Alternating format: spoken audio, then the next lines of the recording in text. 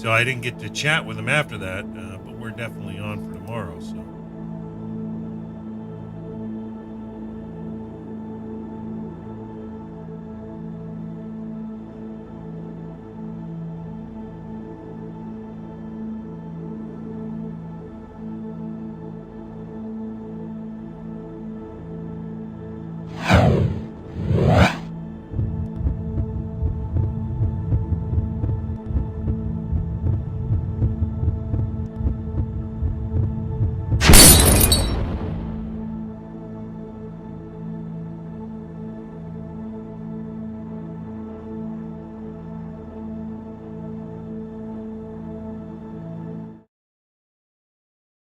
Hey, good day, everybody. Welcome back to another episode of Pirkei Avos, the Ethics of the Fathers, live from Israel with Rabbi Chaim Coffman. It's such a joy that he takes the time to teach us the in-depth aspects of Pirkei Avot. And today we're continuing in Chapter 2, Mishnah 8, and we've got Part 7 of that today. Rabbi's really going deep, and so let's just jump right in and see how he's doing today. Rabbi Coffman, you're live on the air. Always good to be with you. We appreciate everything you're sharing out there, and thank you for being with us, and the class is yours, sir. Always a pleasure. We are in Chapter 2, Mishnah 8. This is going to be Part 7, and as we mentioned, there'll be a Part 8, Part 9, most likely Part 10. A lot to speak about here, but we finally finished the idea of the more possessions, the more worry. That only took 6 hours. Hit a lot of interesting topics there that we spoke about. And now we're going to get into next part of the Mishnah, and we'll see how far this goes. The more wives, the more witchcraft. Right? Then you got the more maidservants, the more lewdness. The more manservants, the more thievery, right? Wow. So we're going to take one step at a time. Obviously, we're talking about immorality. So I guess we're on the Roku network. We'll try to keep this PG-13 at least. So here's the first part. The more wives, the more witchcraft. Now, I could understand if you would tell me the more wives, the more immorality. Right? That would make more sense. Because the more a person has multiple wives, right? We don't hold the polygamy, right? 100%. We don't hold the polygamy today, even though way back when, polygamy seemed to be okay. When did that fall out of fashion, Rabbi? Well, there was a decree. There was a takana made by Rabbeinu Gershom. Right? Rabbeinu Gershom made a decree that there should not be multiple wives. And actually his decree is pretty much, it's pretty much up. Now, he was the time of the, I would guess before, or the time of the Talmud really. You got to see exactly what, I guess the time from 960 to 1040, right? So that's the time after, after the Talmud is, it's codified, right? I guess around, 1000 of the Common Era. Before that, You're before the Rambam. Rambam was later. Rambam's like 200 years later. So he was actually after, or before Rashi, right? Even before Rashi, right? The Rashi is the time of 1000s, 1100s, something like that. So, less than a century after his death, Rashi said that all members of the Ashkenazi diaspora are students of his. Right? So now you're talking, so he made a decree. Right? Prohibiting polygamy. Now, he did that, you could ask, okay, why should that be the case? Mm-hmm. In other words, we see many people in the Torah have multiple wives. Right? You see it by Jacob, right? Married two sisters. Solomon had hundreds. Solomon had hundreds. They say they led him astray. I mean, he didn't really do idolatry, but it's as if he did idolatry, right? Because they went astray, and it's as if, he didn't really. Question is, he didn't really say anything, against it. So the whole question why he married so many women, but he felt, marrying them could solidify the world, have this connection, bring out the ideas of Torah, universalism, Noahide, all this, to the world. People look at it and say, wow, he had thousands of wives. Look at the life he led. What a debauchery type of life. He's considered the wisest of all men. If he's considered the wisest of all men, before anyone opens up their mouth and starts shooting off their mouth and starts saying, oh, look, they led him astray. How can he marry 1,000 women? They're going to look at his father. Look, he married Bathsheba, right? It was illegal. It was forbidden. He got Uri killed, right? How can he marry him? How can he marry her? And who comes out of Bathsheba? King Solomon, right? Is heir to the throne. So, and the Talmud says clear, anyone who said King David sinned, making a big mistake. Even though chapter 51 of Psalms, that Natan HaNavi, Nathan the prophet, chastises him. And he realized that at some level, he really maybe shouldn't have done what he did. At some level. But it wasn't necessarily considered a sin like we consider a sin. Why not? First of all, when someone went to war, they gave their wife a bill of divorce. Retroactive. Retroactive means if they came back, everything's good. They didn't die, they're still married. If he didn't come back, they're divorced. Now, technically speaking, King David marries Bathsheba, right? He marries her, so she's divorced. He's allowed to marry her. But not only that, you're going to say, well, didn't he send Uri to the front lines, knowing that if you go to the front lines, most likely you're going to die, right? So how can he do that? Because he was considered Mored HaMalchus. He rebelled against the king. What's the punishment for rebelling against the king? Death, right? So there are two instances over here that, technically speaking, what King David done wasn't a problem, right? What he had done wasn't an issue. So, again, it doesn't look so good, right? Maybe it doesn't look so good, but who says it's a sin? King David could have been the fourth of the Avos. Could have been the fourth of the patriarchs, right? But because of this, he got knocked down a little bit. But, in the end, you look at his life, you look what he accomplished and everything else. What do people want to say? Oh, you think he's so great? Look what happened to Bathsheba. Right? But the Talmud says clear. Again, the Talmud says anyone thinks he sinned, making a mistake. Right? There is something there. Right? It's very, very small, if anything. Because technically speaking, he didn't do anything wrong. He didn't do anything wrong. Right? But because of this, it wasn't fitting for what he did. So he got knocked off over here. He was supposed to be on the Kitzei Kavod, the fourth corner, be one of the fourth Avos. Didn't happen. Right? It didn't happen. That does not take away from his greatness. Right. Because some people are going to say, what's the first thing going to say, about King David? Look what happened with Bathsheba. The first thing they're going to say, forget about what he did. Forget about how great he was. It's easy to point out faults, but that's not. They're going to look at King Solomon known as the wisest of all men.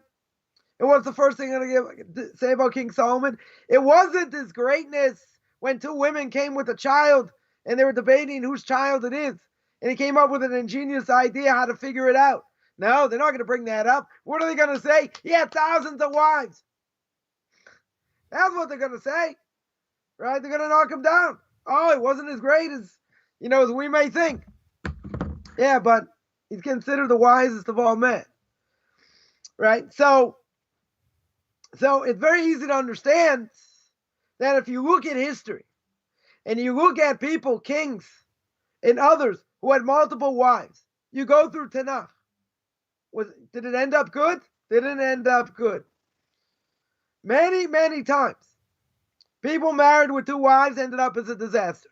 Could have had more than two wives, whatever it was. Right? Multiple wives ended up in a disaster. Comes along Rabbeinu Gershom. after the time of the Talmud, he says, no, for all Ashkenazim can't marry more than one wife. He made a decree. That was accepted. Now, that decree was up a number of years ago. He made it for 1,000 years, whatever it was. However long the decree was made. But now, the time is up. So you could say, well, the decree is made. The decree is now nullified, so to speak. Yeah. Now it's void. So if it's void, let's go back. Let's go back, have more than one wife.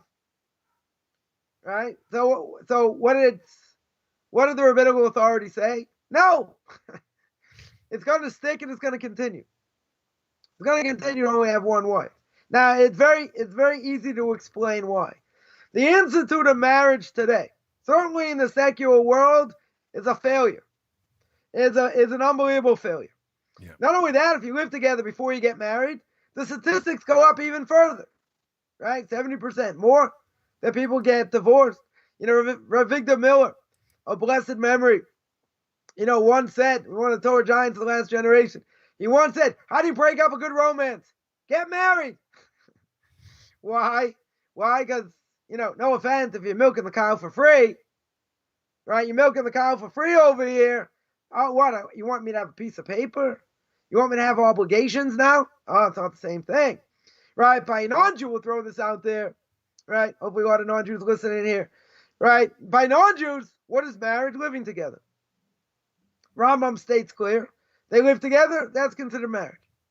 They walk out, one person leaves, that's considered divorce. If they want to get, if they want to do it, formally, make it legal, they can. Do they have an obligation? They don't have an obligation. Right? Remember we mentioned this case with William Hurt, right? The famous actor, hasn't been in anything in a while. Right? But whatever.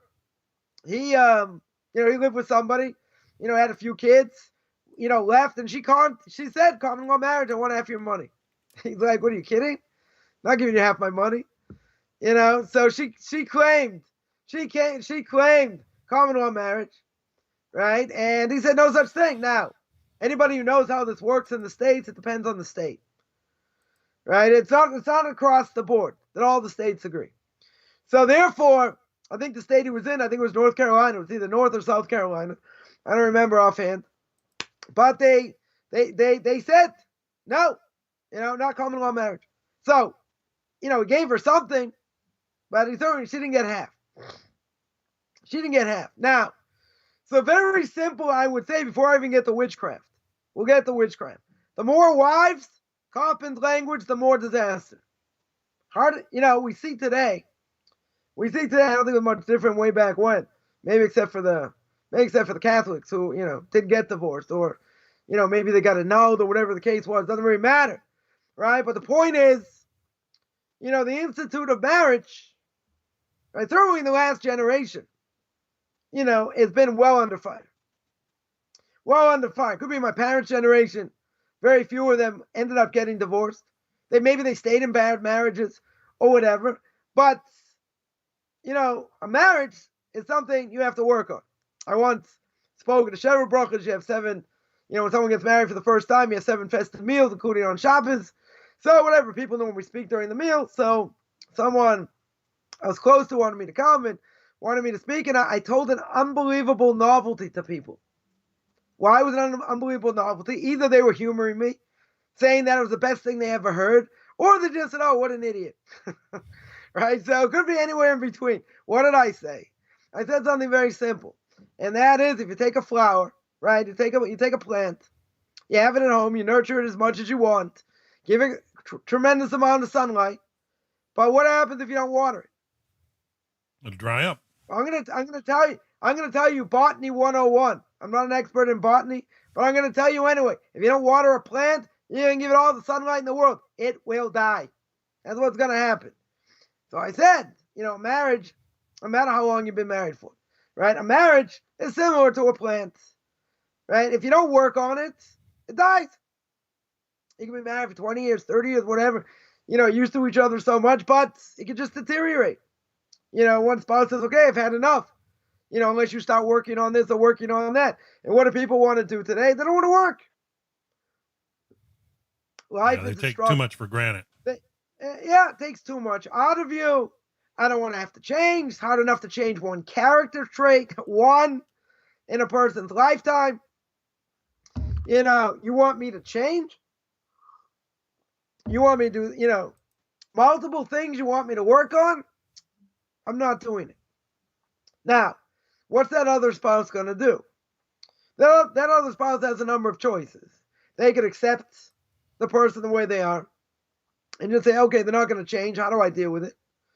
Right? Or they can say, I've had enough, and I'm out of here. But it gets complicated when you have kids, and you have younger kids or whatever the case is. Because the only person who makes out well with a divorce is a lawyer. He's the only one that makes out. The kids suffer. Now, I'm not saying stay in a bad marriage because, or an abusive marriage, because the kids are going to pay in the process, right? And you don't want that to happen. But they're going to pay anyway. Because if they see how the parents act, and they see them yelling and screaming at each other, calling them names, belittling each other, whatever the case is, even if they stay married, the kids are going to get messed up, right? In many ways. So no one says you have to stay married in such a situation. At the same time, you got to see if it can be worked out. Because someone will say, well, according to the way you think, according to the way, your Judaism. See, I love how secular Jews say that. Your Judaism. You don't believe in divorce. Like, what do you mean? Torah says clear. Right? If it doesn't work out, you give a bill of divorce. Guy has to give a bill of divorce.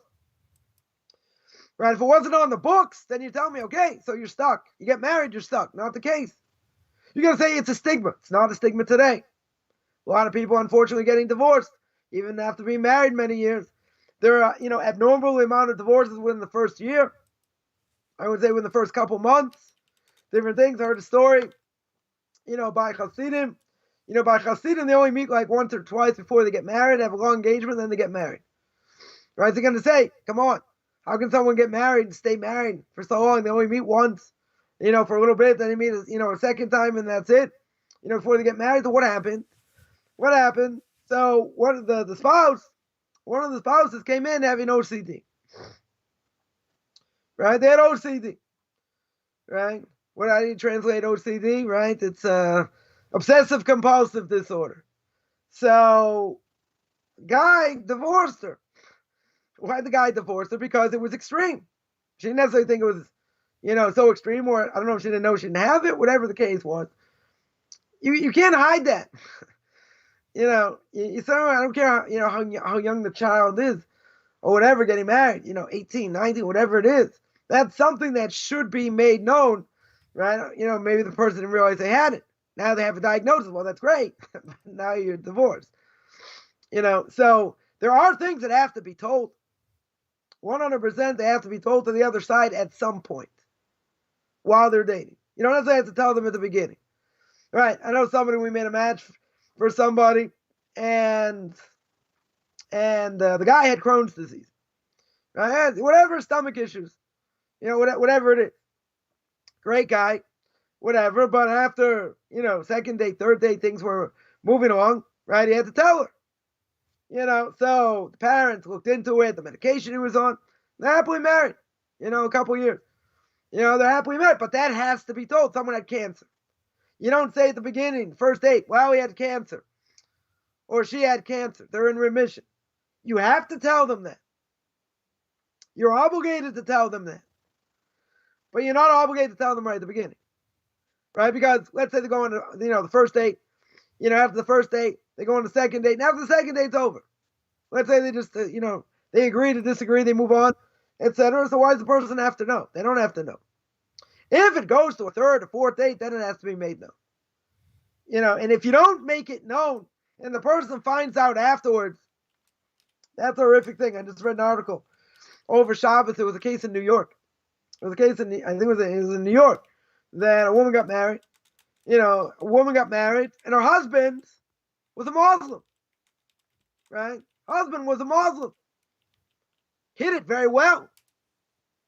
So now there's a whole article about, how much research a person has to do, and seeing who the other person is, make sure, make sure that they're Jewish, make sure there weren't any conversions along the way. You have to research, right? Normally we say a Jew, if they say their mother's Jewish, grandmother was Jewish, you don't have to necessarily go, you don't have to necessarily look into the family, right? They could ask, well, were there any conversions done in the family? If there's something comes out, as the English would say, a little bit dodgy, then they have to look into it much further. Then they have to scrutinize. But in this case where we see there are no issues, there's seemingly no issues because we go after the mother, right? That the mother's Jewish, the child's Jewish. If there are no issues, I don't have to look further. If it would come up, that, you're doing research on the family and you find out something, you might have to do further research. Okay. But if nothing comes up, there's no reason to think there's any issue. Totally no reason. Don't show bad faith.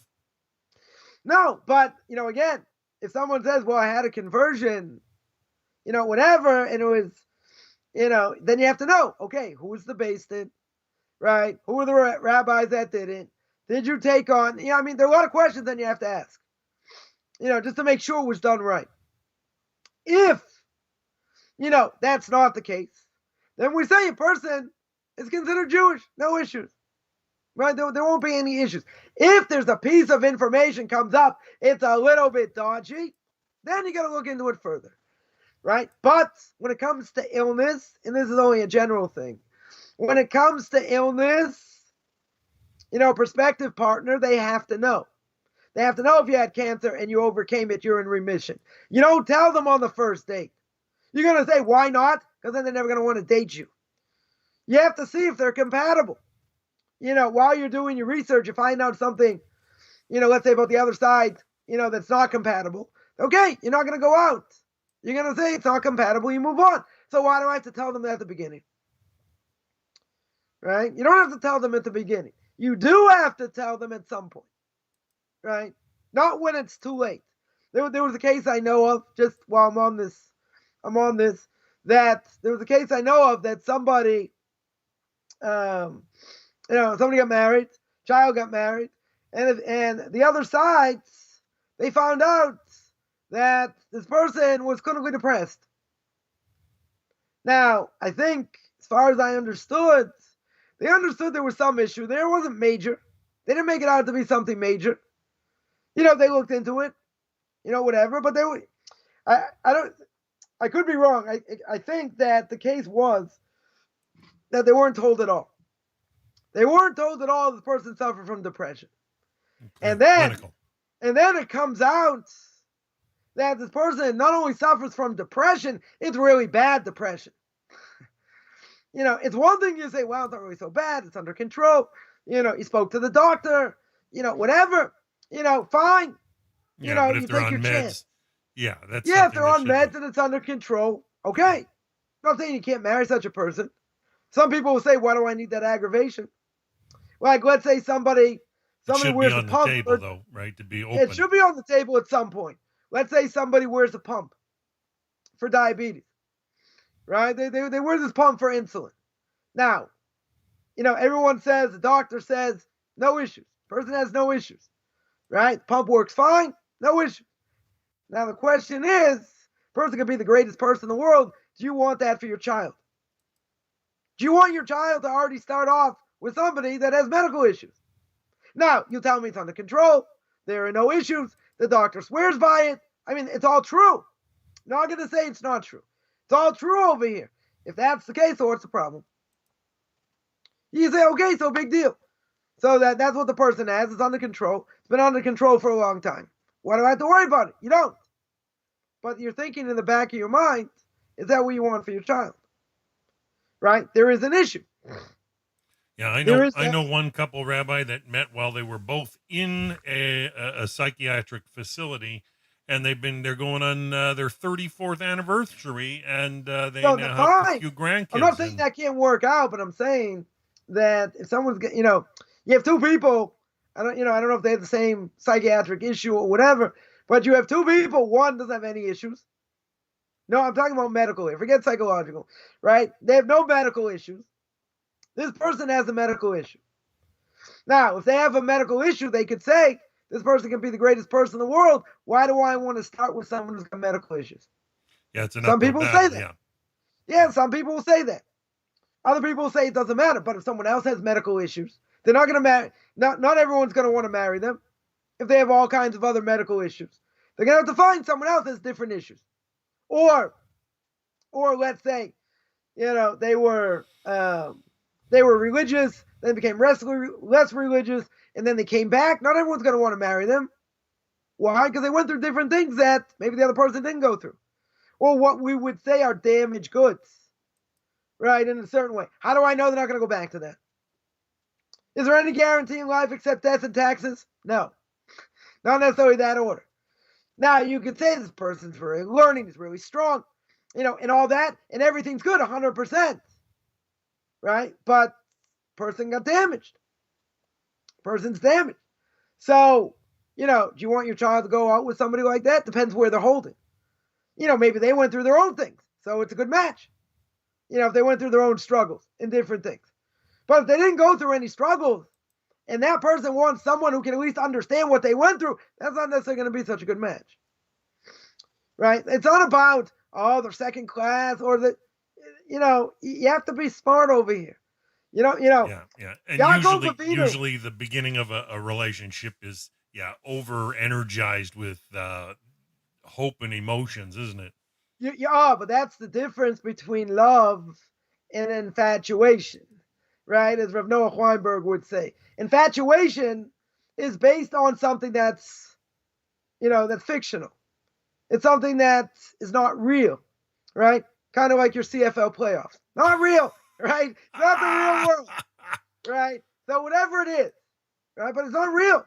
Infatuation is based on emotion, right? This is why in the ultra-Orthodox world, men and women don't touch till after they're married, right? Because that always gets in the way, and I'm going to quote a movie here, which some people probably never heard of, which I'm sure you have heard of. It's called When Harry Met Sally, right? When Harry Met Sally, famous movie in the late 1980s, right? I'll age myself a little bit, basically saying that physicality always gets in the way of friendship. And then a guy and a girl, just to sum up this movie, a guy and a girl can never be friends. Because that always gets in the way, right? We're going to keep this clean. That always gets in the way, right? Now, it's been proven statistically that if you have separate schools for boys and girls, they do better scholastically than when they are together. Gee, I wonder why. Why is that? Right? No focus, right? So, in our communities, love is going to come after.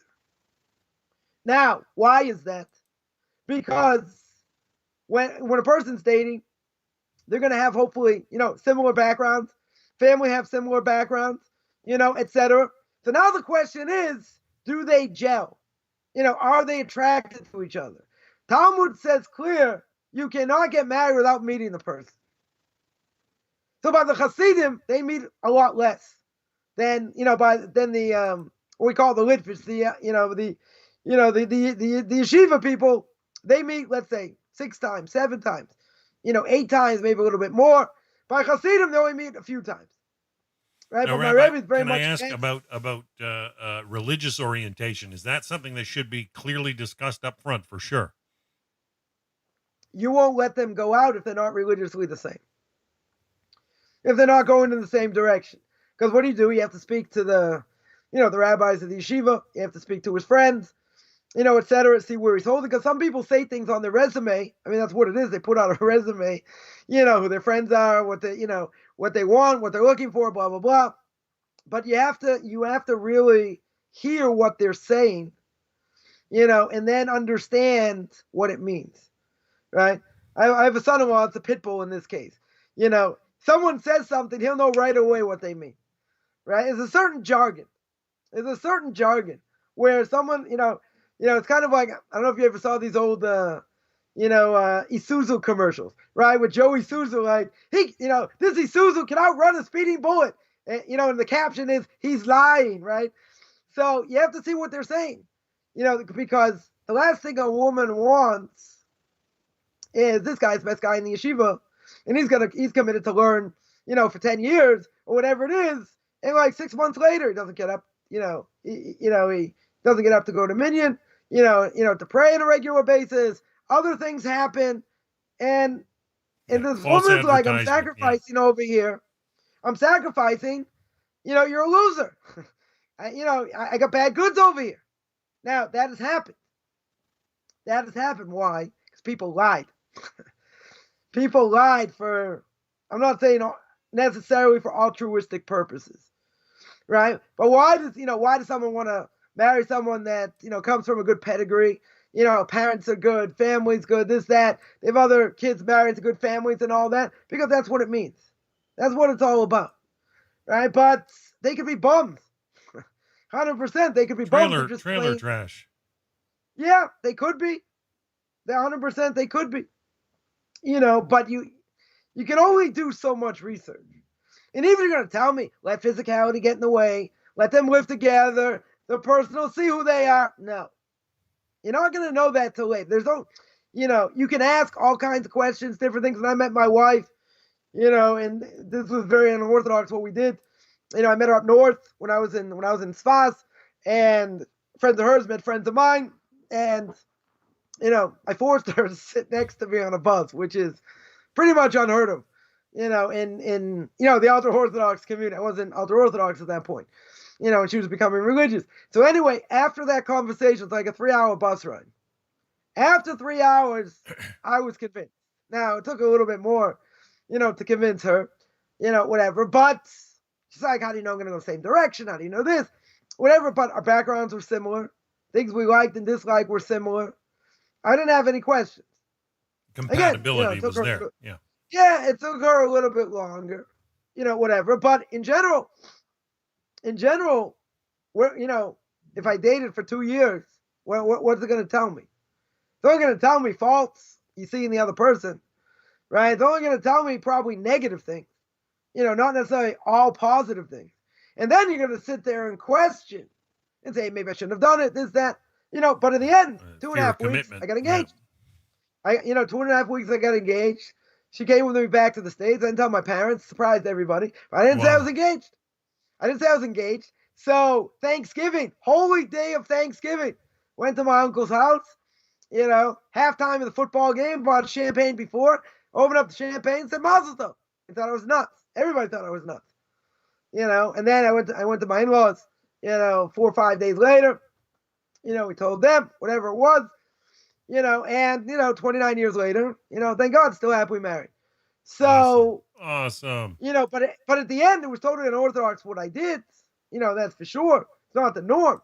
But even so, the point is, how much do you really have to know about the other person? I mean, is the person going to say, enough to make a serious commitment? Yeah. Are you going to say, wow, they squeezed the toothpaste from the wrong end? That's a deal breaker. But someone who say, again, we're going to keep this PG-13. So, what about relations? How do you know? Don't you have to try things out beforehand? Maybe, who knows? I'm not going to say anything about it. But, at the end of the day, so you learn about that also. But that's not a deal breaker. That's certainly not going to be a deal breaker. Unless person doesn't tell them certain things, then that might be another issue. Right? But all things being equal, physicality is important. There's no question. But to a degree. But 2 weeks out of the month, can't be together. Right? If you can't be together, you have to express yourself in a way that's without being physical. Meaning you can't touch, you can't pass things one to another. I mean, there are a lot of restrictions. Which, women don't think it's a good thing. They get a break, and men, they got to deal with it. Right, but once you go to the mikveh, whatever, it makes it, it's like having your honeymoon all over again, right? Because it's not just based on physicality. Now, when people get married today, a lot of it, you'll tell me, it's attraction, right? So attraction is important. I'm not saying not, right? But the physicality is not all that makes the marriage. And if that's all it is, she becomes older, how much plastic surgery is she going to have? unless she has a lot of money. Probably not too many, if any, right? But you take the whole package, even if you're going to get old, right? You have to be on the same level religiously. Now, if you're not on the same level religiously, that's going to be a problem. And my wife always says, you took a chance. I said, you're right. I definitely took a chance, but I saw the potential, and I saw where she was going. I just read an article today, another article today, pretty depressing article about a woman married, 5 kids. I think she has 5 kids. They were both religious, and the guy, not religious anymore. He's not religious anymore. So the question is, how can she stay married to him? Now, it's easier by her because she's the one who has to go to the mikveh. Now, if it was up to him, he would say, what do I care? I'm not religious anymore. You want to go, not. But it's a Torah prohibition. Torah prohibition for both to be together. So if it's by the woman and she's religious, makes it easier. The question is, how can she stay married to him if they're both going in different directions? Now, this was a unique case. Why do I say it was a unique case? Because this guy, at least according to the article, wanted his kids to stay in religious schools, even though he himself wasn't religious, and he would do nothing to rock the boat. In other words, he would go through the motions without being religious. But that's a much harder thing. Now, she knows that the burden of education for her kids is for her. It goes on her, not him. So she can't rely on him for that. But it's a good guy, She wants to stay married to him. But this is what happened. So it does sort of have a happy ending in the sense that they do get along. They share, some values together. But at the same time, they're not holding the same place. One second, they're not holding the same place religiously. So that, I know someone else that happened to many years ago. I don't know the person, I just know of the story. And whatever, it's hard. It's a very hard thing where, one spouse wants, the other spouse doesn't. Now, there was the case of Uri Zohar, probably the most famous Israeli Baal Tshuva. Uri Zohar, famous for movies, right? He made many, many movies many years ago, and his wife didn't want to have anything to do with Judaism. She wouldn't have anything to do with being religious. So he asked his Rebbe what to do, and he said, should I divorce her? And he said, no. He said, give her some time, whatever, and, we'll see how it goes. And over time, she came along. Now, he was also lucky in that sense, right? That she was willing to come along. But there are cases where it's not the case. I've heard stories also, I'll tell you crazy stories. Someone is married, the guy says, I want to be a woman. Married, got kids, decides he wants to be a woman, right? So I know of a story that happened. Guy became a woman and then came back to Yiddishkeit, came back to being an Orthodox Jew as a woman. They're like, what do you do over here? It's like, I always say fact is greater than fiction, right? But it's very, very important. Yeah, you can't imagine. Right? It's very, very important. Both have to be on the same path. But it doesn't necessarily mean, God forbid, they all stay on the same path. Because it can happen. People can have, That was my question, really, Rabbi. Yeah, go ahead. You had a question before? No, that was really my question. Like my wife and I, when we met, I was still involved in Christianity and became a Noahide, and had a lot of rabbis give me some good sound advice, or the marriage definitely would have fallen down the toilet. But it's been an uphill battle, but it is doable. To keep things together, but it also prevents the possibility of conversion. So no, that's true, but it's not. Who says it's forbidden for a Noahide to be married to a Christian? That's not your issue. Yeah. Right. You just like a woman. Is not going to sit there and tell her husband, okay, you got to get up to pray. You got to find time to learn. She's not the mashgiach over here. Now, he has to do his own thing. She can sort of try and encourage him, different things. But if she nags him too much, it's certainly not going to be good. So, yeah, idolatry is forbidden. That's true. But that doesn't mean a person has to get divorced because of it. Right? Certainly not. But,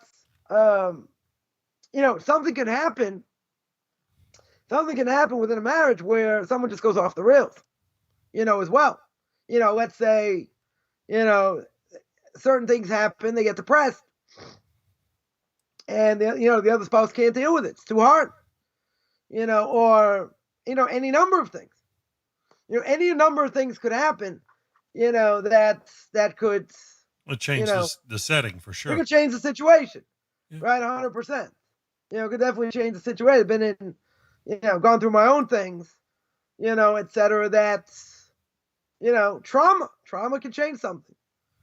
You can be on top of the world or the bottom in 1 second, right? The blink of an eyelash. God can change everything. He can either make you rich overnight or he can make you poor overnight. Oh, right? Yeah. That's what we say. That's what we say in one of the major prayers on Yom Kippur. Who's going to be rich? Who's going to be poor? Who's going to die by strangulation? Who's going to die by thirst? Nobody knows. Nobody who knows. We mentioned King Solomon says, no one knows what today's going to be. No one knows what tomorrow's going to be. We don't know, right? But again, you have to put your best foot forward. In other words, you're going to look for a partner that shares your values. You want to make sure you're going in the same direction. And, that's why I always tell my students that, someone in the process of conversion, until they convert, do not date. Why shouldn't you date? One very simple reason. Because if a non-Jew is dating a Jew, they come in front of a rabbinical court. One of the first questions they're going to ask is, do you have a significant other? No, they'll ask, are you married? Say no. Okay. Are you dating someone? Yes. Now, they could lie. I wouldn't recommend it, right? But, if you're honest, just say yes. They say, oh, is the person Jewish or not Jewish? Jewish. Red flag. Major red flag. Why is it a major red flag? You can't convert for the sake of marriage. That you're not allowed to do. Now, the rabbinical court is going to want to make sure, if that's Jewish person, if they're not married, I would ask, if I was in the rabbinical court, I would ask, well, if this guy gets hit by a bus or this woman gets hit by a bus tomorrow, still going to go through conversion? If they hem and haw, then right? If they say, I don't care what happens to this person, I'm still going to convert. Okay. Right? But they have to understand it's a red flag. 100% a red flag. If they're married, different issue. That's a different issue, and both have to be on the same path. In other words, if the Jewish spouse says, I am not going to become an Orthodox Jew, she's never going to convert, right? Or he's never going to convert. They're never going to allow it. Why? Because people will say, I'll let this person do whatever they want. They want to keep kosher? No problem. They want to do this? No problem. But how can you live with somebody? You're trying to keep Shabbos, they desecrate Shabbos.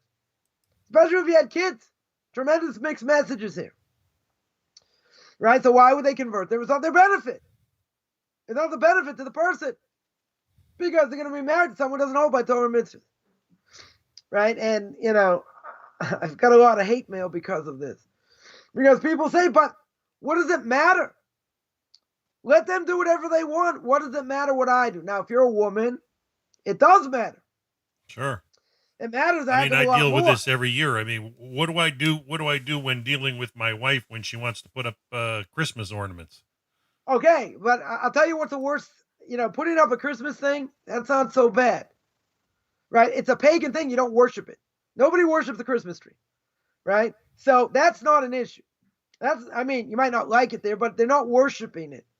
If a Jewish woman says to her husband, says to her spouse, who's becoming religious, is not religious, right, or whatever, right, or wants to convert. Let's say better, he wants to convert, right? He wants to convert. She's already Jewish, right? She's already Jewish, and she says, "I'm not going to the mikveh. I will never go to the mikveh." Right? Now, if they're married, it's a different issue. Right? If they're not married and the woman says, I will never go to the mikveh, they're not going to have an Orthodox conversion. That's pretty crucial. That's pretty crucial. I spoke about it last week or the last 2 weeks. My class in the book of Leviticus Chapter 15. You get spiritually cut off for a Jew sleeping with a woman that has not gone to the mikveh. We're not saying where she's bleeding. That's kind of gross. That's not hygienic. Fine, but if she stops bleeding after 5 days, 7 days, she doesn't go to the mikveh according to the Torah. At least after 7 days, according to the rabbis, she has to wait another 7 days. So let's say 14 days. She doesn't go to the mikveh. You say, what's the big deal? She's clean. She hasn't seen any blood. She does an internal examination. No blood, right? No issue. You get spiritually cut off. Spiritually cut off. So that Jew, whether it's a female or a male, doesn't matter. You're over a Torah prohibition every single time you're intimate. A Torah prohibition, right? If it's the woman and she doesn't go to the mikveh as a Jew, she doesn't go to the mikveh, then he's toast every single time he's with her. Now, if that's the case, the non-Jews have to go to the mikveh? No. Someone asked me this one of my Q&As. So how do non-Jews keep the family purity laws? I go, they don't. See, that was an easy question. Doesn't apply to them. Totally doesn't apply to them. If you want to tell me it's universal, ask any secular Jew or any non-Jew about separation during that time. They'll say, fine. They'll say the first 5 days, 7 days while she's bleeding, okay. So we won't have relations. But other things you can do, right? I'm going to keep this clean. Other things you can do. Not only other things you can do, you can handle, you can handle things back to each other. You can cuddle, you can touch, other things. By Jews, you can't do that. Right now, so if you ask a secular Jew and a non-Jew, does that make rational sense? Of course it doesn't. You're going to say, what do I care if she got a period? Now she's clean. She can't handle something. She can't hand something to me. I can't touch her. Right? We can't cuddle in front of the fireplace. Right? Why not? That doesn't make sense. Totally doesn't make sense. Right? So my answer was, doesn't apply. I think they heard the answer. I don't think they liked the answer. Right? But, I want to make clear and, give a plug for my Noahide class tomorrow. We're going to do 2:30 Eastern time, 9:30 Israel time. And now we're going into, deriving the Noahide laws, from the Torah. So I want to make clear, either you're going to be a Jew or you're going to stay a non-Jew. You're not going to cross paths. I don't want to hear any of this nonsense about being a super Noahide. They don't exist. There's no backing for it. It's nothing, right? Zero. We don't hold by it, right? So if we don't hold by it, what are you asking about? Right now, this person, I'm not saying they asked it to be obnoxious. I think they really wanted to know, so I told them. Right? But I want to make sure people are not straddling both worlds. 100% not going to straddle both worlds. Now, you brought up a very good question. So what do? Your spouse is a pagan. So if your spouse is a pagan, there is a question according to idolatry for a non-Jew. The Torah says I'm not allowed to bring these things into my house. I'm not allowed to bring an abomination into my house. What's an abomination? Idolatry. Right? I'm not allowed to bring it in my house. Question is, does that apply by a non-Jew? By a Jew, 100% it applies. Right? Seemingly, it should not apply by a non-Jew. Shouldn't apply because who says you're going to worship it? Right? Who says you're going to worship it? But if it's something, I'll make it even easier. If it's something that's not going to be worshipped, that they don't worship. A tree. They don't worship a tree. Right? I don't know if they hang JC up there, they're going to bow to the tree. I don't think so. Probably not. Right? Probably not. If they would bring in, a thing of JC and hang it on the wall, and they would pray in front of it, that would be an issue. That I would think would be an issue. Right? But let's say, I'll make it even better. Even if they would put something like that on the wall, they want to have JC hanging on the wall. You're not worshiping it. Person's not worshiping it. Maybe they put it up there like they put a mezuzah on the door. Maybe that's why they put it up there. It's a good luck thing. Have them hanging around there. Is that forbidden? I know it's forbidden. If they had a whole bunch of them up in a certain room and that's where they go pray, okay, then you got to draw the line. Then 100% you got to draw the line. But some people worship that. That's true. You have this guy hanging up, they'll bow down to it. Okay. Right? So that would be a different issue. A tree doesn't mean anything. right? It's a whole pagan thing anyway. But it's not idolatry. Anything used for idolatry, that's really used for idolatry, that you're not allowed to use. You're not allowed to use for anything. Can't get benefit from it. Can't sell it. You got to get rid of it. If it's on something that's worshipped, I don't have an issue. But the question is, should I bring it into my house? So by a non-Jew, that wouldn't apply, right? As far as I understand, that wouldn't apply. 100% wouldn't apply. By a Jew, that's a different issue. That's right. By a Jew, that's forbidden. There are Jews, unfortunately, married to a non-Jew, they'll put a tree in their house. And they'll even celebrate it. They'll even celebrate the day. I don't know if they go to church or not. Hopefully not. That'd be a much bigger problem. But even if they would do that, for a Jew, it's a much bigger problem. Just for everything it represents. But technically speaking, it's not idolatry. Right? It's not idolatry. But why are you bringing that in your house? Because my spouse wants it. I don't care what your spouse wants. Right? It doesn't matter what your spouse wants. You're a Jew.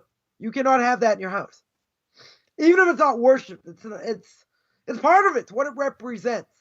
I got this question before. Someone asked me, they have bells, different things that the kids made way back when they were in school, things that decorated the tree, whatnot. They have to get rid of it as Jews. So my answer was, why do you want it in your house? These people It's end up converted. associated. Yeah. So why do you want to associate with it? Associating with that's a problem. It's definitely a problem. Is it forbidden? Again, if it's not worshipped, I would say, fine. If you're a Jew, though, it's a problem. Even if it's not worshipped. Just because of what it represents. Right? Here in Israel, on Sukkot, the whole day of Sukkot, you see some people have these lights flashing in their sukkah. They're red and green lights. They're Christmas lights. That's what they are. But they don't know the difference. They don't know anything about Christmas. So a friend of mine once had them in their lights. I'm like, get this stupid thing out of your sukkah. He goes, why? We like the lights. I said, you don't know what it represents? You don't know what it is? If you don't know what it is, fine. But, it's what it represents. Right? 100% is what it represents. So, for a Jew, even if it's not something that's worshipped, you shouldn't have it. And that's what I told him. I know it has sentimental value. Get rid of it. Right? You have to part with it. You shouldn't have it. New Testament, these other things, you shouldn't have it. Oh, but someone says, but I want to use it in order to answer up missionaries and other things. Okay, then you have a purpose. Then you would have a purpose. But in general, if you're not going to do that, so get rid of it. Burn it. Right? Don't let anyone else use it. You're not allowed to let anyone use it. Right now, in your situation, or someone in a similar situation, where the other spouse, has these things or whatever, that's not your issue. First of all, because bringing an abomination into your house, I don't think applies to a non-Jew. Pretty sure it doesn't apply to a non-Jew. So if it doesn't apply to a non-Jew, it's not your issue. Right? It's your wife's issue. Now, if it's something that's really idolatry, something that's really worship, that's a different issue. That would be a different issue. I don't think in your case that's the case. And, and if somebody's in such a situation, yeah, that's a different issue.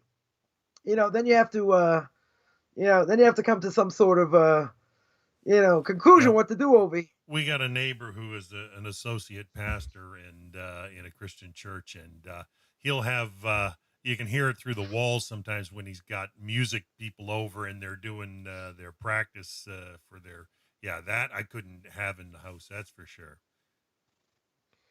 Okay, but listening to that type of music, I would say is probably problematic. Even though it's not part of, it's not really part of idolatry. With my spouse yesterday, I went out. We had to go pick up a few things, and I went in her car for a change. Normally we go in mine, but I went in her car, and of course she's got Christmas music playing in the CD player, and I'm like, not my car. I didn't say anything, but I'm thinking that's on the bubble for sure, isn't it? Whatever. Again, music does have power. It does have power. A lot of things that Christians do today is what we call minhag avoseichem b'yadeichem. It's it's what was passed down. They're not Bible thumpers. Most Christians are not Bible thumpers. They're ignoramuses about their own religion. Because once they start questioning their own religion, that's it. Then they're going to be thinking, no, you got to have faith, you got to believe, you got to this. No, it doesn't make sense. Right? Totally doesn't make sense. Right? At the same time, you got to guard yourself as well. So if it's, I would say like this, if it's music, and all it is just, holiday things and whatever, I don't think it's good. I don't necessarily think 100% you have to change the channel. This is idolatry. Get rid of this. Yeah, it doesn't serve if it's church productive. Well, it's not just that, but what if it's church music? Church music might be something else, right? That might be something else Well, because they call it worship music. Yeah. So if that's the case, then yeah, that would, regular, Christmas songs. I don't think it really means that much, right? But if it's like real church music, okay, that might be a different issue. But you have to understand these things have effect. Elevator tunes or mall background music are totally different. No, that doesn't matter. That doesn't, I don't think that matters so much. But if it's really, like when I took a music class, music appreciation, when I was in university, when I was in college, so I had to listen to Gregorian chant. I can't even tell you how inspirational it was, right? But Gregorian, it's church music. That's what it is. Essentially, that's what it is, right? So if it's like Bible thumper type of music, and all that, that I think you'd have to draw the line. Oh, for sure. But if it's elevator music, yeah, I dentist used to play music, drums, in the church, and I got rid anyway, of a if ton it's that of stuff type of years music, ago. Yeah. if it's that type of music, I don't think it's a big deal. Right? I don't, it's not really such a big deal. But if it's, if it would be, really church music, that would be a problem, right? That I think would be a problem. So, so what do we come out with over here? We come out with is, you got to be careful who you marry. Problem is, you don't know what's going to happen in the future. That's right. Nobody's got a crystal ball. Now nobody's got a crystal ball. Nobody knows. The only prophets we have today are imbeciles or little children, right? We don't have any prophecy today, essentially. So if that's the case, you're going to say, well, how do I have a guarantee we're going to keep going in the same direction? You don't have a guarantee. You don't have a guarantee. We said you have a guarantee for taxes and death, probably in that order. That's your only guarantee in life. That's it. So these other things, you see who the family is, you see what siblings are doing, this and that. Can you foresee something in the future? Sometimes you might be able to. Sometimes, you might see things, hear things, whatever, might make you think twice. Probabilities you can weigh. Yeah, there are probably certain probabilities you could weigh, right? But if the probabilities are pretty strong, it's not going to happen. I don't have to worry about it. Now, when it comes to medical issues, there may be medical issues, that's a different thing. Then you have to speak to, their doctor, maybe speak to some experts, whatever. Or the person has mental condition, something like that. So, that you'd have to do as well. You have to be careful. But, we just had Thanksgiving in the States, right? All about turkey and football, not necessarily that order, right? So the major difference of opinion between Rav Victor Miller, of blessed memory, and others. Rav Victor Miller held nothing to talk about. It's idolatry. You can't do it. You can't participate in it. It was really a religious thing from the very beginning. And he says, beyond the shadow of a doubt, you don't eat you don't eat turkey on that day. Nothing. You don't celebrate it. There's another issue. The other issue is you don't go in the ways of the non-Jews, right? So, that's another issue. Other rabbinical authorities say it didn't start off as a religious thing, right? It's not a religious thing in general. Moshe Feinstein has a response to someone who has a bar mitzvah. Their kid turns 13 in a day. You want to make a celebration? When he turns 13 in a day, according to the Hebrew calendar, falls out on Thanksgiving. So he says better not to do it on Thanksgiving. Do it on a different day. It makes sense. Now, he's not saying it's 100% forbidden, but he's saying you shouldn't do it. He said, really, you shouldn't you don't want to leave the impression for others. Right. So I would tell potential converts, or what I would call JITs, right? Or Noahites for that matter. Doesn't really matter. Right? There's a command in the Torah not to go in the ways of non-Jews. Right? That applies to Jews.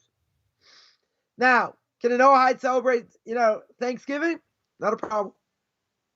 They may not want to, whatever, but it's not a problem. And I would tell Jews in training, that's probably the safest holiday to have any connection with family. Why is that? Because it's not on Shabbos, never comes out on Shabbos, never comes out on a festival. But if what's going to happen is you're going to bring your own food, you're not going to eat there, you're going to show you're definitely different than everybody else, well, guess what? There's going to be friction. There's probably going to be friction. If there's no friction, there's no problem. Right? When does there start to be friction when it comes to family? If you have born agains, they keep telling you you're going to fry in hell forever. Right? That could be friction right there. Right? But there's even greater friction. What's greater friction than that? Tell them, I'm a Jew in training, I can't eat your food anymore. I'm not Jewish yet, but I'm holding by laws of kashrus. I can't eat what you cook. That's the kiss of death.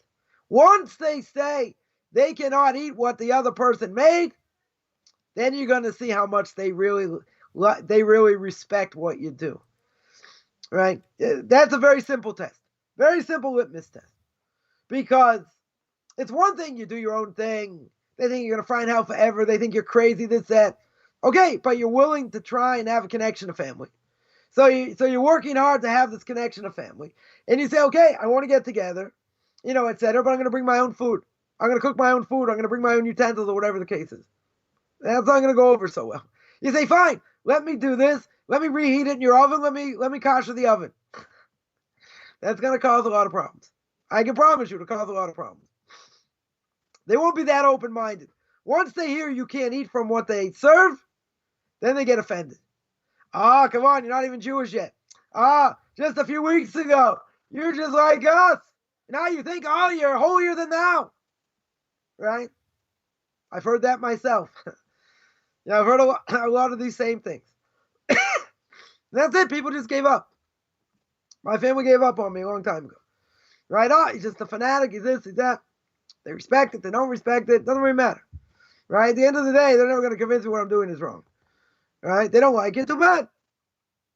They don't have to like it. We appreciate you, Rabbi. But at the end of the day, you got to stand your ground. Right? Stand for something, yeah. Again, Thanksgiving is a very easy thing for a non-Jew to be able to go to. Forget, you're going to say, well, I should go in the ways of non-Jews. I want to go away from that. Okay. But I'm saying if you want to have some sort of connection to family, that's the best day to do it. Maybe tell me Mother's Day, Father's Day. I don't know. As long as they're not telling you you're going to fry in hell forever. Because if they start telling you that, and they start wanting to re-educate your kids or whatever the case is, that's it. Then you got to draw the line. And some people will bend over backwards for the sake of family, right? Because people will say, and I love this statement, people will say, blood is thicker than water. Okay, so what? So they're saying family is the most important thing ever, as we would say in Boston, right? The most important thing, except when they intermarry. When they intermarry, they're not family anymore. They cut themselves off from the Jewish people. So you got to stand your ground. You got to stand your ground over here. I'm not saying you have to ram it down their throat, but at the end of the day, they're going to make comments for sure. You may make comments also, but they're probably going to make more comments. Come on, these laws kashrus.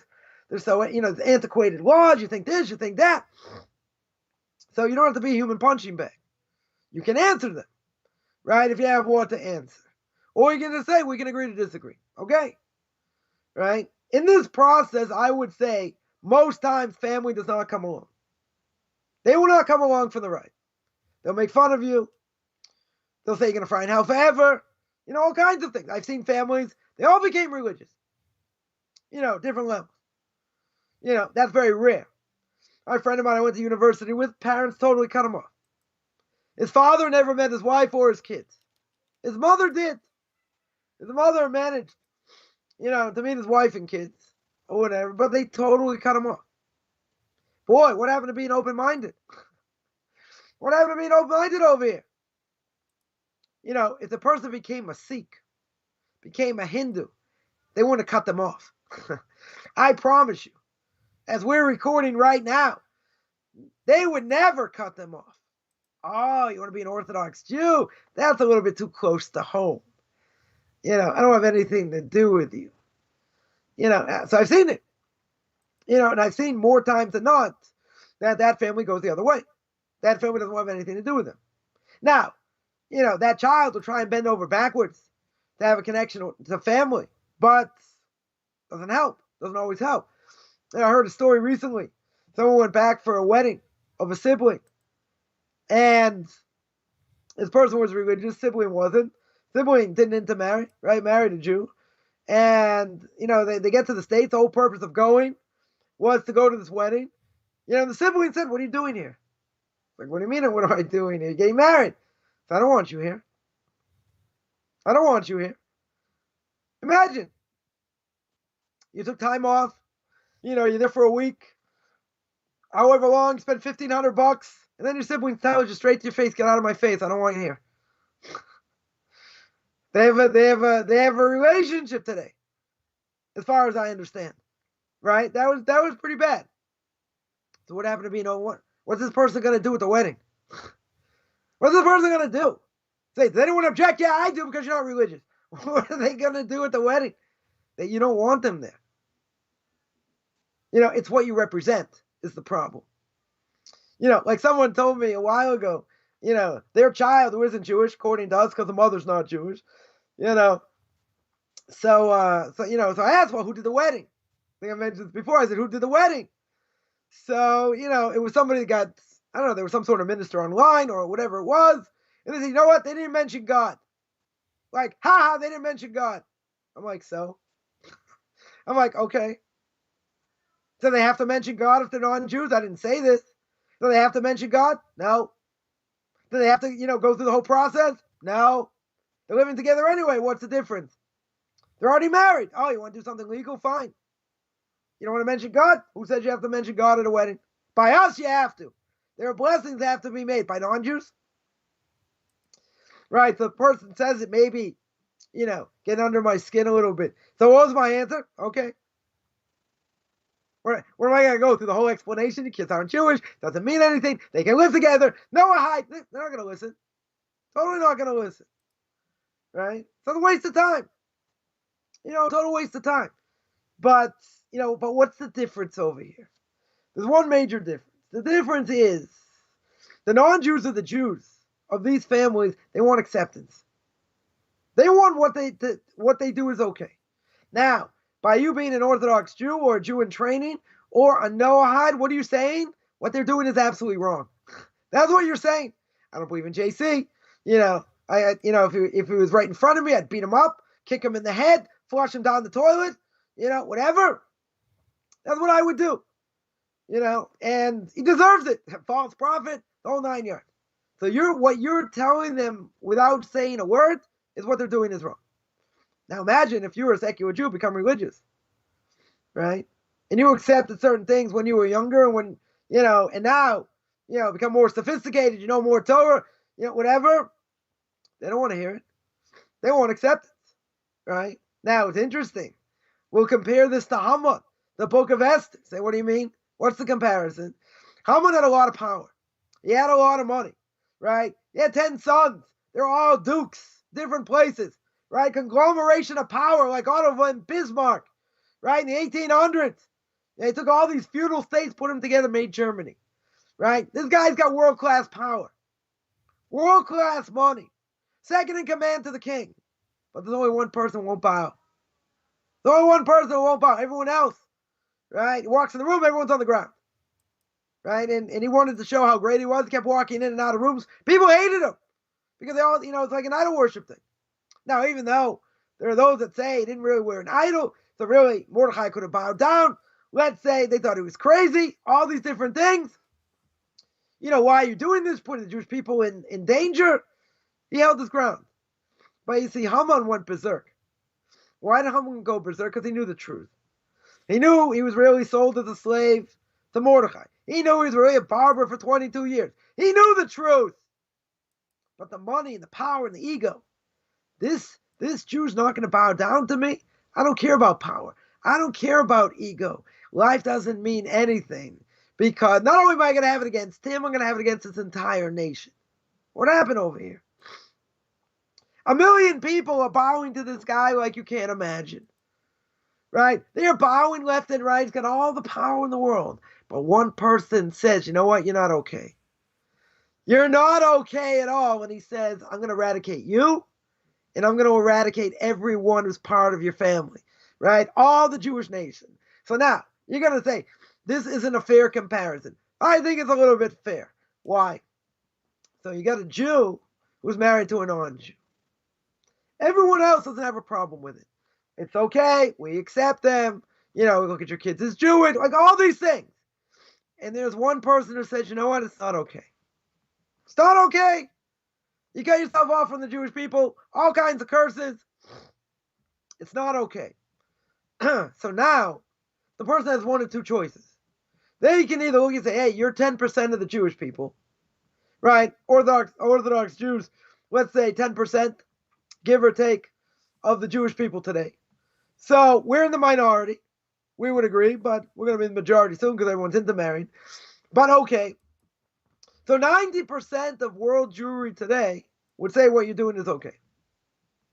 They don't have a problem. It's not even going to be an issue. But this one fanatical nut tells you to your face, your kids aren't your kids technically, because you're married to a non-Jew, goes after the mother. That's too much to bear. That is way too much to bear. Again, I would ask the fundamental question, what do you care what I have to say? And the answer would be, I could care less what you have to say. I don't agree with what you have to say. So why are you getting angry? Why are you getting upset over here? I know why you're getting upset. Because I just hit a raw nerve. I hit an extremely raw nerve because you want acceptance from the one person that you know that represents Torah and mitzvahs. And that ain't coming. Right? And no one in the Orthodox world, give or take, is going to say, yeah, into marriage you get a free path. No problem. Kids are Jewish, all the 9 yards, not a problem at all. Am I allowed to say that? No. But see, the irony is, this person, kids, I could go to their wedding. If there's no immorality and other things going on, what's the problem? 2 non-Jews, not religious, right? No idolatry, not an issue. Someone took me to task on that. And they said, I don't agree with that. I said, are they Jewish, according to us? They said, it doesn't matter. I said, what do you mean? We hold you go after the mother. The mother's not Jewish. If the mother's not Jewish, they're not doing idolatry. I had my own kosher meal. There wasn't a problem with mixed dancing and other things. I could go. Why couldn't I go to the wedding? What's the issue? They were horrified. They were horrified. See, I tick people off very easily. They were horrified. No, you know where to push the nerve, that's for sure. So they're saying it doesn't matter. One of them's Jewish. I go, yeah, the wrong one. Right? But people don't want to hear the truth. And that's the truth. But I took it to another degree. And the other degree was I could go to that wedding. Not a problem. So I got out of it. First of all, I wasn't invited, but that wouldn't have been an issue. Right? Even if I would have been invited, what was the problem? When did they make the wedding? Shabbos. Friday night's wedding. So, okay. Now, technically, like you said, I could have gone before Shabbos, whatever, but it's not really the most Shabbos thing to be at. You want to celebrate Shabbos, this whole wedding, dancing, music, non-kosher food. Okay, there are a lot of issues. Many, many issues you can't get around. Fine. But if it wouldn't have been on Shabbos, what would be the issue? If I would have been invited, what would have been the issue? I told a relative years ago. They said, oh, if I get married, would you do the wedding? I said, only if you marry a Jew. I took a sledgehammer and went, wham! I said, if you marry a Jew, we'll talk about it. You don't marry a Jew? No chance. So what's the issue here? The issue is you represent Torah. They want the backing, of all Jews. You're not going to get it. It's not going to happen. You're right. It hit a raw nerve. It hit a heck of a raw nerve. Okay, but isn't that the truth? That's the truth. Can't hide behind the truth. But why does it bother them?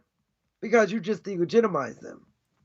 Everyone said, everyone's telling them, not a problem, go to their bar mitzvahs and all that, even though the kids aren't Jewish. Fine. No one gives them a hard time at all. Right? At all, the subject doesn't even come up.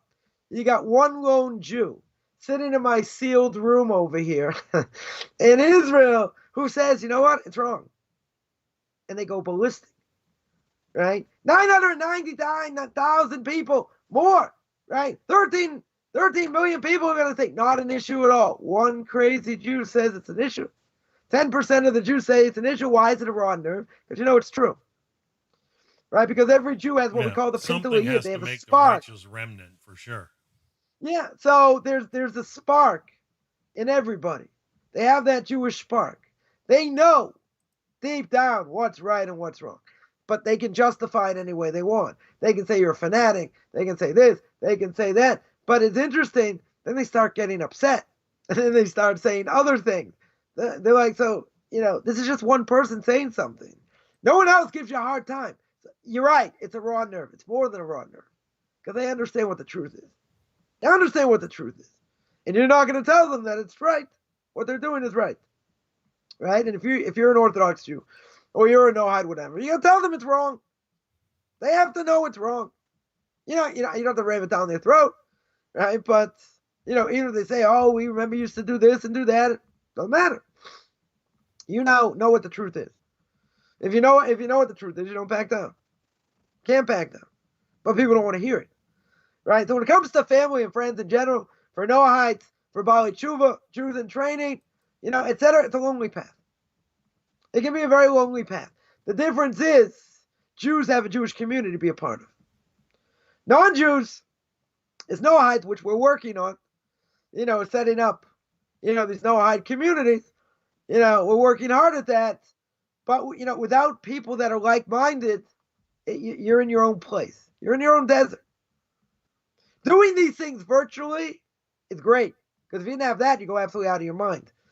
And that made the world very small. So therefore, people can have all kinds of contact with others. They can vent. They can, going through similar things, similar challenges. Okay, they just don't live within proximity. That's better than nothing. Right? It's definitely better than nothing. Because you have whole communities out there, virtual communities. Is that same as, as wanting to go out, to get a cup of coffee with somebody? No. Human contact, being in the same place, that's worth a lot more. 100%. Okay. For sure. We are working on that. It's going to take a while to do that. But still, a person has to realize, this path may be a lonely path. And as I know, if I lived in some small place in Texas, everything revolved around the church. No social life now. No social life. Population 3,000. Kids going to public school, not easy. Only family being Noahites. Big problem. Right? Big problem. But this person told me, I said, Rabbi, that's it. Can't change. I'm not going to change. I'm not going back. I don't have anything to go back to. No. I'll take my lumps. I'll take the difficulty. I'll take being isolated. But there's no going back. No going back. And what does the person go through as well? They go through a lot of ridicule. Huge, and people, if you have Bible thumpers in the family, they're gonna keep telling you you're gonna fry in hell forever. It's worse. So, again, I would never tell people necessarily cut off relationship with family unless you absolutely have to. Right? Because I've learned from experience, my own experience. I had a family member say, what would you tell people in your own, like yourself? So I say it depends on the situation. I said it depends on the situation. Island or something. You're right, but I'm not saying you immediately cut off per se. You can't recognize it. You can't say it's a good thing, and that's going to cause you a lot of problems. Across the board, it's going to cause you a lot of problems. Because all you have to say is, they say, well, do you recognize my marriage? No. I mean, technically you're married. You want me to say it's a good thing? Never going to happen. And my kids, they're not Jewish. That's it. That's the kiss of death. Because they're going to take it a lot more personal. Right? So I told somebody once, do you have a relationship with people at work outside of your family? And they said, yeah. Who says coworkers, I look at as family, whatever. Right? So if you don't have, sometimes I said you want to work on a relationship. Yeah, you need a social life, sure. No, you need a social life, but the point is that if you want to work on a relationship, you want to work on a personal relationship, forget about family. Family goes out the window. You want to work on let's say you have a sibling you don't necessarily get along with, maybe you never really got along with, etc. They say, well, my family's my family. Well, they're not Jewish. You got a major problem here. Major problem. Right? So if you would say, listen, let's work on this relationship, and then we'll deal with family. Person says, no, it's a package deal. It's a package deal. You take everyone, you get nothing. Well, that's a little bit fanatical. If you want to work on a personal relationship, work on a personal relationship. You want to work on the family relationship, that comes later. That's a lot more complicated. Right? It's a lot more complicated. I mean, the personal relationship may also be complicated. But the point is you cannot say it's okay. I don't care what anyone tells you. You cannot say that this relationship is fine. So let's say it's not let's say it's not an intermarriage. Let's say someone's gay. That comes up. Let's say it's a coworker, it's not even family. Right? They invite you to the wedding. You're not allowed to go to the wedding. Non-Jews shouldn't go to the wedding. Jews certainly shouldn't go to the wedding. And if you say, well, I'm happy for both of you, also a problem. Right? Why is that a problem? It's called chanifa. What is chanifa? Flattery. You're flattering an abomination here. It's an abomination. It's what the Torah calls it. Two men are not allowed to get married. That is the book of Leviticus chapter Leviticus chapter 18, verse 22. Not allowed to get married. You're not allowed to have anything you're not allowed to say it's a good thing. But you got to be careful what you say. Because if you're not careful what you say, you may be over Torah prohibition of flattery. You can't flatter someone like that.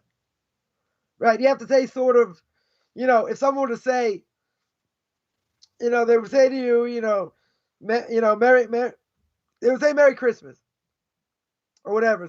So what's your answer? You shouldn't say that back. You should say season's greetings.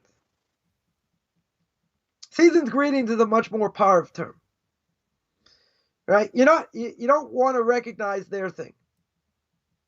They may say, they wish you, let's say non-Jew wish you, they're Christian. Doesn't matter. They wish you a happy Hanukkah. Okay, thank you very much. Season's greetings. They say what? You can't say Merry Christmas? No. As a matter, they're not necessarily going to call you on it. Right? Maybe some will, but I don't think very many people will. You can say season's greetings. But this gets into a whole bunch of questions. You work for a company, they have a party December 25th. Not on that day, but whatever. Before, a few days before. They have a festival, festive holiday, sure. They have get together. Yeah, but you have to go. You have to show your face. Not so simple. Right? I know of somebody that he would go to these parties, they know 100%, he's there, he's going to drink Coke. That's it. He's going to have water.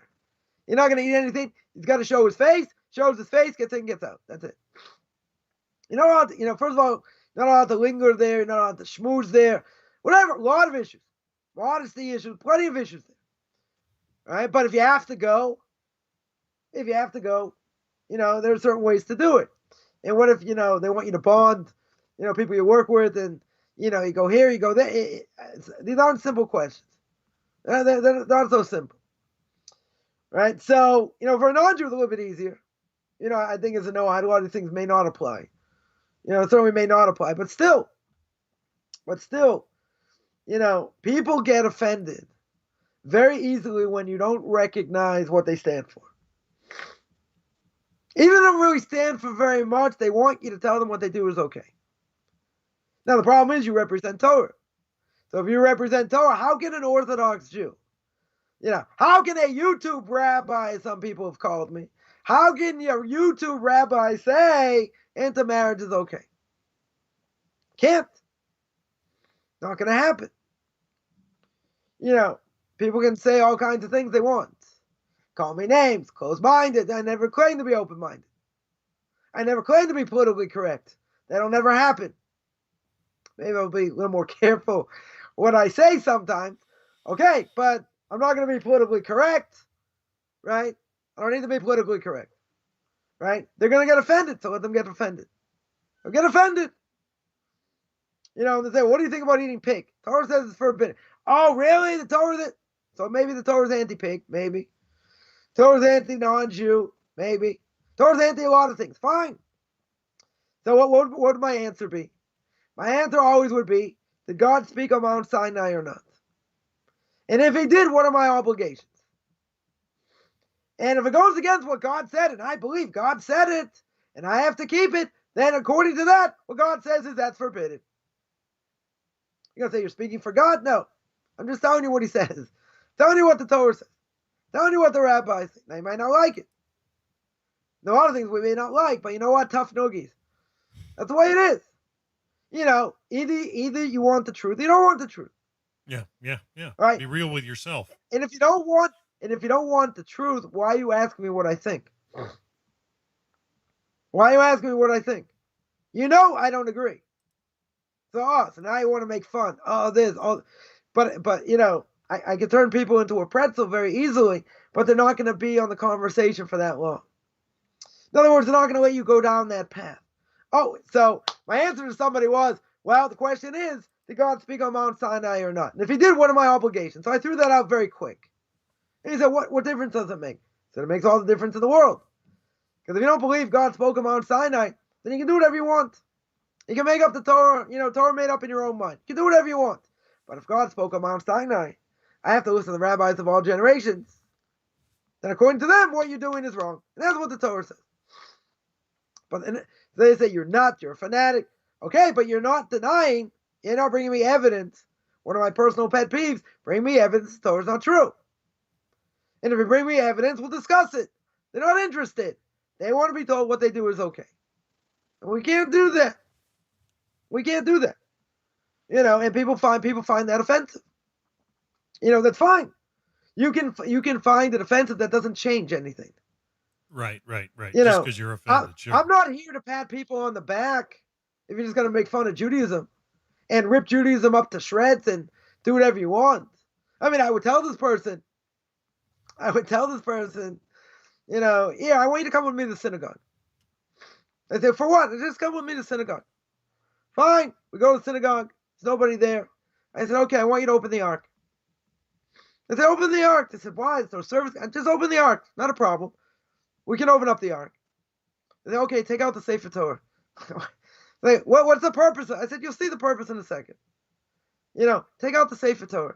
Take out the Torah scroll. I thought we're not allowed to touch it as a non-Jew. No, non-Jews can touch it. Why not? Not a problem. There is a question about a woman. When she gets a period, can she touch it? It's a different issue. Non-Jew can touch it. Doesn't make it not holy if a non-Jew touches it. Right? It's not an issue. Here I'm talking about a Jew, but a non-Jew could touch it. It's not a problem. So I would take it one step further. And they'd be saying, why are we doing this? There's no service, Isn't this, some sort of desecration? Not at all. Not desecration. Right? So I said, okay, bring it up to the bima here. Bring it up to the lectern over here. Fine. I said, I want to show you some things inside the Torah.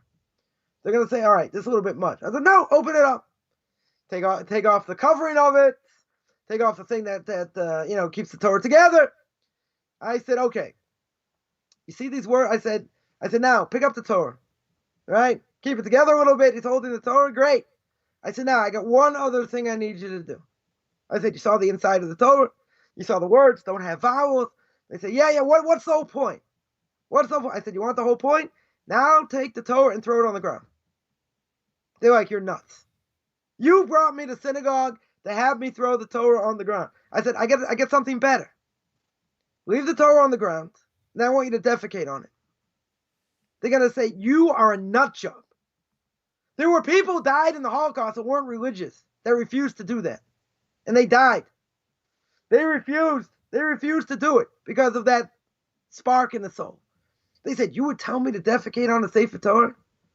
I said, yeah, you know why? Because you're married to a non-Jew, so different. Wasn't that the same reason That's exactly what you're doing. You are urinating on a Sefer Torah. You are defecating on a Sefer Torah. That's how bad it is. That's how bad it is. But they don't think, there's no atheist in a foxhole, right? If you tell them, they don't come to services, they don't believe in Torah. So you tell them, take the Torah and throw it on the ground. Forget they're intermarried. Let's say they're not intermarried. Take the Torah and throw it on the ground. So I would never do that. Why? Why wouldn't you do it? He said, what do you mean? The Torah's got Kedusha. Torah's got holiness. I would never do that. What do you mean? You don't keep Shabbos. You're liable for a death penalty. What holiness? You don't hold by anything that the Torah says. Nothing. So why not kick it? Urinate on it. It's not worth anything. Torah not worth anything. Someone who's intermarried, that's what it's worth. Not only that, there are people that flatter them. They call them up to the Torah. What's the blessing that you make at the beginning? The first blessing when you're called up to the Torah, you say, blessed are you, God, King of the universe. You say, Asher bachar banu mikol amim, that you chose me from all the nations. Blessed are you, God, who gave me the Torah. How can you make such a statement? You're married to a non-Jew. But I want the privilege of being called up to the Torah. You can't make the blessing in vain. You defecate on the Torah whatever you do. That's what you do. They're going to say, come on, that's too much. That's way too graphic. What did I say that's wrong over here? Person who intermarries cuts themselves off spiritually from the Jewish people. There's nothing worse than you can do. If I would take a survey, my wife would disagree, but if I would take a survey of any Jew that's affiliated with a synagogue, which is not the majority, but let's say any Jew affiliated with a synagogue today, Reform, Conservative, Reconstructionist, doesn't matter, and I would take a survey, answer my question, yes or no. Don't give me Webster's fifth definition. Don't tell me yes, but no. Yes or no. Are you as a Jew allowed to marry a non-Jew? Now, they're going to have to say no. They'll say no versus capable is different. Forget capable. Are they allowed to? According to what the Torah says. I don't care if you think it's written by man. I don't care who you think it's written by.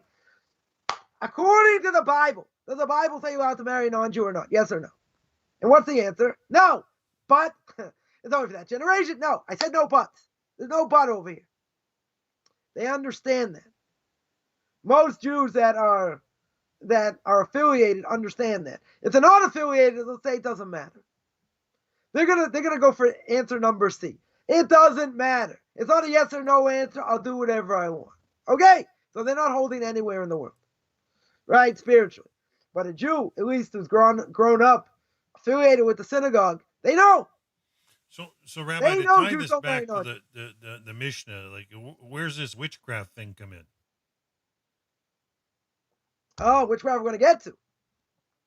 Witchcraft we're going to get to. We spoke about wives, right? Having too many wives, right? So one explanation is that, what did we say before?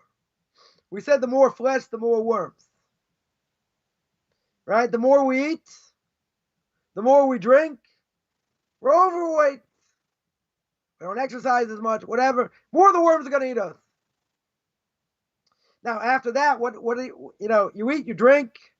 We said before that you look at Leviticus Chapter 19, right? It says you should be holy. Rashi says holiness means stay away from immorality. The Ramban Nachmanides says, even though you're allowed to eat and drink, doesn't allow you to be a glutton. Doesn't allow you to be an alcoholic. Yeah. Right? You have to take things within reason. Yeah, excess is definitely out of balance. Yeah, so what happens? You eat and you drink to your delight. It's not going to lead to other things. Of course it's going to lead to other things. Right? Rashi over there says you want to be holy, stay away from immorality. But the more you indulge in this world, eating and drinking, you're also going to indulge in other things that are forbidden. Right? This is going to be where a person's desire goes crazy. he's going to want to be with many women. It's a continuation. The more, the more flesh, the more worms, more wives, the more witchcraft. Right? In other words, decadence leads to more decadence. There are people that, like to eat. Who doesn't like to eat? That's another form of idolatry. People like to eat all kinds of things, whether permissible or not. It doesn't matter, but it leads to other things. Totally leads to other things. It doesn't stop by food, right?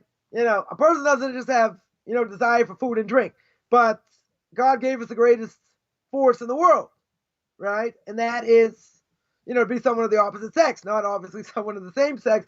But again, it goes in the same category because it's something that can be abused. Now, we spoke before, about family purity laws. So why would God give the strongest urge that a person has, and he says, okay, but I want you to harness it? And people today are going to say, what do you mean? That's all I want to do, day in and day out. Sometimes more, sometimes less, right? But that desire is going to come in. How many people want to stay with one woman? Kind of boring, in different ways. So you want a little bit of excitement. Be with many women. I mean, not saying at the same time, right? But it's going to increase a person's desire to be with many women. Yeah. You don't want to nurture the appetite.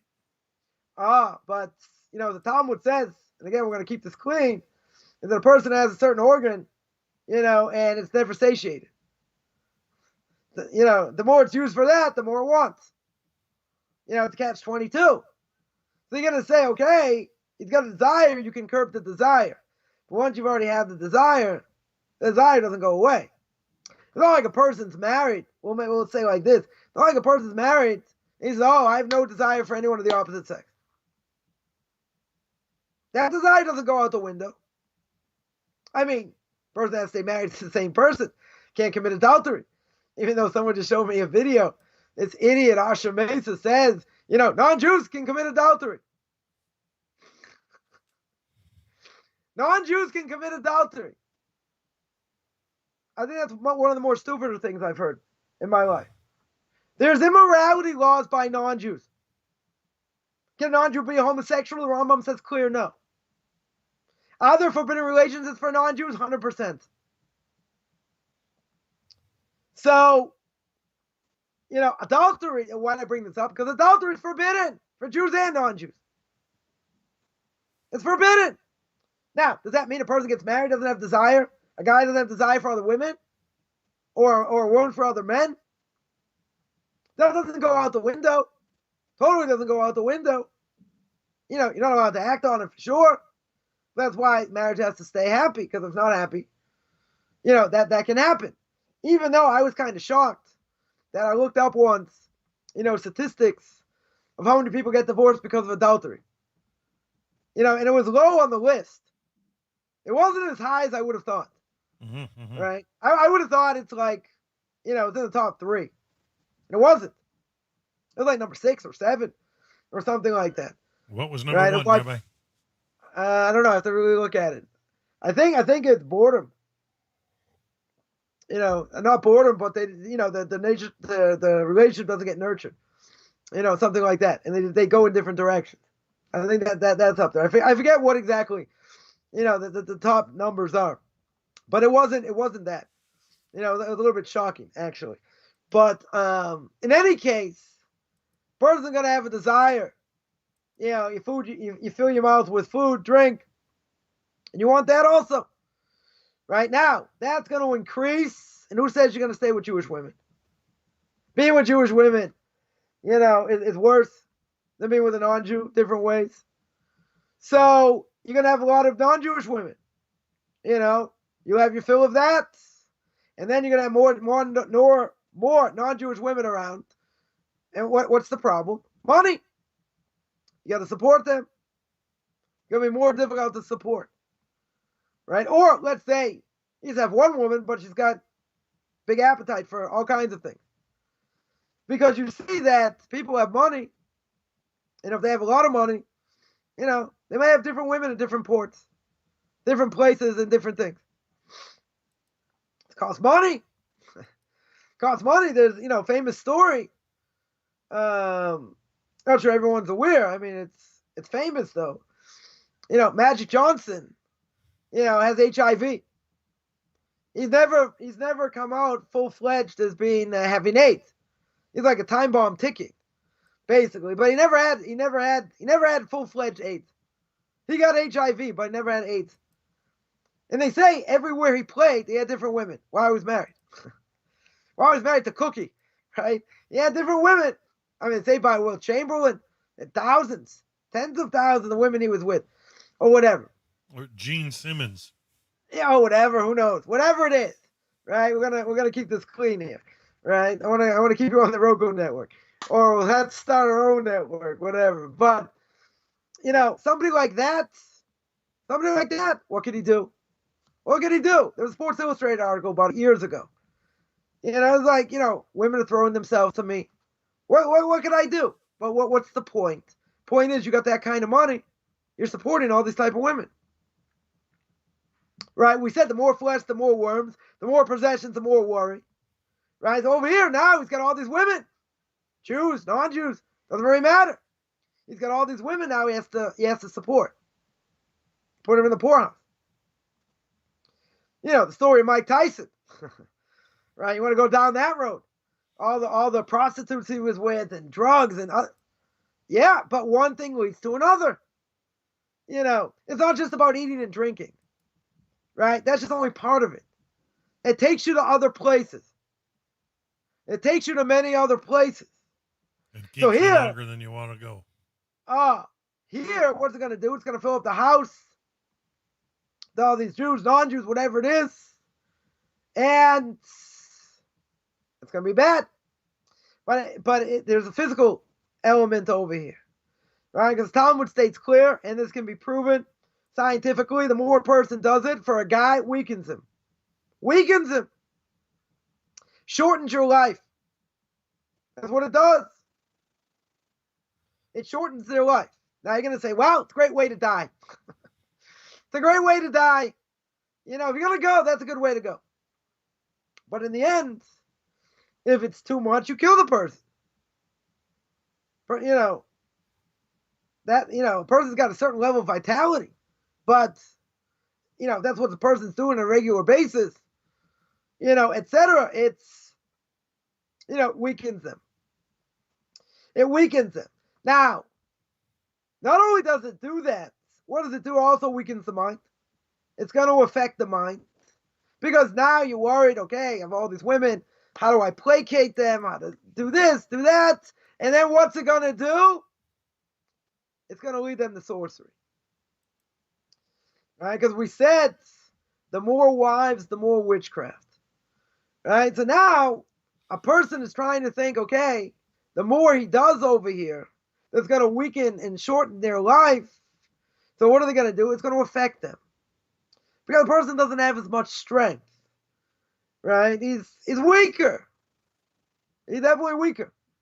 So if he doesn't have as much strength, maybe it's going to affect his mind. And then he's going to look to other things. Right? Where does someone really want to get power from? Sorcery. Right? Where's sorcery alive and well? Far East. How do I know in the Far East? Because Abraham marries Hagar. Abraham marries Keturah. Everything spiritually gave to who? Gave to Isaac. Gave to Yitzhak. That's the case. What did he give to them? What did he give to all these other kids? He gave them Shemus Atuma. He gave them names of God used from the dark side. So there's always a question. There's always a question over here that why did he do that? I can understand. Yeah, what's the use? What's the purpose? Maybe giving them physical things, but why put that out in the world? Yeah. Now, the Ramchal and Derech Hashem says we're allowed to. That God put this out in the world, let's say better. God put this out in the world, for temptation. If a person wants to tap into it, you don't have to be on a high level, right? If you know how to say the incantation, you're good. Right? You could use these incantations to do all kinds of things. Does God want you to do it? No. You're not interested, we do it. But he allows us to do it. So it says, Mari Rebbe, however, going to Moshe Stur Moshlita, it should be well. It brings down in Tam Vadas, and he brings his commentary on Chumash. He says like this. He says, you know why Abraham gave that, to the kids of Keturah, to Hagar's kids? He gave it to them for one very simple reason. He says, let them practice sorcery. Let them practice all these things. They're going to go so far away, we're not going to mix them up with Jews. It's not going to have anything to do with Judaism. We're going to take them so far away, not going to have anything to do with Judaism. But I would still ask the question, but why that? Why this type of power, to put in the world? All right, forget put in the world. Why give it to them in general? Yeah, to separate Jews from non-Jews, and they wouldn't have anything to do with the Jewish people. They won't join the Jewish people. Fine. Right? It's still a little bit hard to understand. But why is sorcery so great in that part of the world? For that reason. Because they got all this power through these names. Can you define what you mean by sorcery? Yeah, sorcery. You ever see people, that take their bare hands and destroy wood? These heavy wood things or whatever, and they make all kinds of names. They say all kinds of, whatever. They can also be using certain powers that have more power than they normally would have. Right? Certain things. Sorcery can be incantations. In other words, they could say certain things and have power over angels. Right? They could do their bidding. There was somebody who was able to, heal people in different ways. And he did it by putting himself, saying a certain incantation, his face like contorted or whatever, and gave him a certain power. So sorcery over here can be that. Something that gives a person extra source of power. Something like that. Power over angels, so to speak. So what do we have over here? Person go after sorcery, but there's another reason. And that is that the more women one is with, they're going to want to please them. Obviously. Because they want to keep coming back. So if that's the case, then what do? They lead them to do sorcery. And I would say, without knowing the stats, but there are a lot of women involved in witchcraft. Right? It's normally, I'm not going to say it's only by women. Right? It's more found, I think, by women than it is by men. So sure. Statistically, I don't know 100% that's true. But, when you hear about witches in general, they're women, not men. Right? In general. Maybe they have a certain affinity towards it more than men. Doesn't mean men can't do it. Right? So it doesn't mean that. But if they're into sorcery, if that's what women are into, or some women, etc. So the more women you have, what are you going to do? You want to please them. If you want to please them, and they're involved in sorcery, right? The sorcery, cause people to be immoral. Idolatry cause people to be immoral. We know that by Bilam. We got these Midianite women to cause the Jews to sin. And what do the Jews want to do? Jews obviously wanted to be with these Midianite women. But the women said, before you be with us, you have to bow down to the idol. So they permitted idolatry to be with these women. Right? So these things sort of go hand in hand. Today you might tell me, sorcery, certainly in the Western world, maybe a dying art. Maybe. Right? The real sorcery in the Western world could be by some. But you find it in other places. In the Western world, people that, give information based on tarot cards, on other things. All these things are forbidden. All these things are forbidden. Horoscopes, if you don't believe in them, they're forbidden because you're giving something a power it doesn't have. Right? That's one aspect. That's one aspect of what these things are. Is that you're giving something power it doesn't have. Now, what about Ouija boards? What about these type of things? They can also have real power. Fantasy too, to a degree. They can. I can tell you many stories till tomorrow, and we don't have time, so I'm going to tell you. Go to my video I did on Facebook about witchcraft and Ouija boards I spoke about it for like an hour. And these things do have power. If you know what you're doing, they have power. You don't need to be at a high spiritual level, but they do have power. So that being the case, who wouldn't want to, God forbid, do idolatry or sorcery in order to be with someone of the opposite sex? Free pass. I mean, both things are forbidden. Both things are pretty severe prohibitions, right? But through sorcery, idolatry, bow down to the idol, you can be with us. How many Jews were killed by the Midianite women? Being with Midianite women, 24,000. There's one thing that God hates, right? Tremendously hates. There are a lot of things he hates. One of them is idolatry. One of them is immorality, right? By the destruction that the Jews could have gotten by Haman. We'll mention Haman again. They were at this banquet with Achashverosh. 180 days. They had to go. Right? So why they deserve to be destroyed? One opinion is they got too much benefit. They had kashers. They had wine. They had their own kosher food. Not a problem. Everyone ate according to what they wanted. So they had all their kosher food. They had to be there. Fine. You got a little more enjoyment than they should have. Right? Because he understood, what does the God of the Jewish people hate? Immorality. So they had women hanging out there, not so modestly dressed, let's say. Temptation. They had to be there, let's say. They had to be there. But who says they had to overindulge? Who said they had to enjoy more? Because of that one explanation, the Jews get destroyed. Jews absolutely should have got destroyed. And not been for Mordechai and Esther. Jews should have been destroyed there. So, sorcery over here can certainly mean that, you want to be with this woman, well, you got other things you need to do first. These things you have to give into. You want to please them? You have to do sorcery. Right? You have to do idolatry. You want to be, 24,000 Jews were killed because of that. Because they permitted themselves to be with them through doing idolatry. Being with them is forbidden, don't get me wrong. It's one of the big three that a Jew has to give up their life for anytime, any place. They say be with this woman or die, you have to be willing to die. Right? Or bow down to this idol or die, you have to be willing to die. Right? But they threw all that off, didn't matter to them.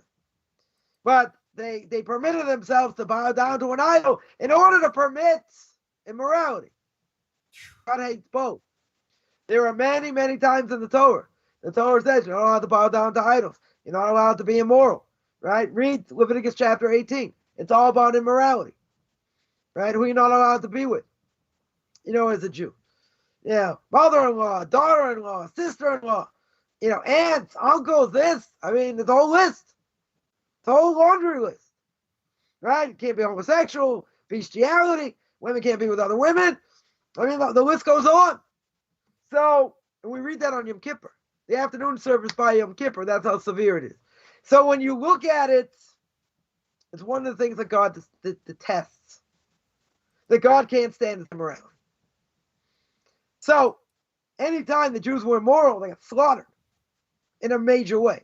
That's why we say every day, 3 times a day, we say we're not allowed to go after our eyes or after our hearts. It applies to Jews, it applies to women and men as well. It's Jews. Right? If someone asked me this last week, someone comes in modestly dressed, they come in front of you, you don't think about it, you keep walking, not a problem. If you start having, fantasies and different things, that's a problem. Yeah, don't dwell. If you work hard to get it out of your mind, get it out of your system, fine. Right? Now, that doesn't necessarily apply to a non-Jew. But even if it doesn't apply to a non-Jew, even if they don't act on it, they can think, they can fantasize, whatever. Right? But I would say it's a moral imperative. Certainly shouldn't do it. There's no question. Right? Definitely shouldn't be done. For a Jew, all the more so. Right? So over here, this is what it can lead to. Now, a person can say, come on, sorcery not so in vogue today. Maybe not. Maybe in the Western world it's not. Right? You go outside the Western world, I think it's alive and well. Unfortunately. Right? These type of things, all the time are alive and well. So, one thing leads to another. That's the point. right? What do the missionaries say? The more flesh, the more worry, right? The more possessions, the more worry, because the more you eat, right, etc., the more you want. The more you want, you have to work hard. You want more possessions. The more possessions, what's going to lead to? More wives.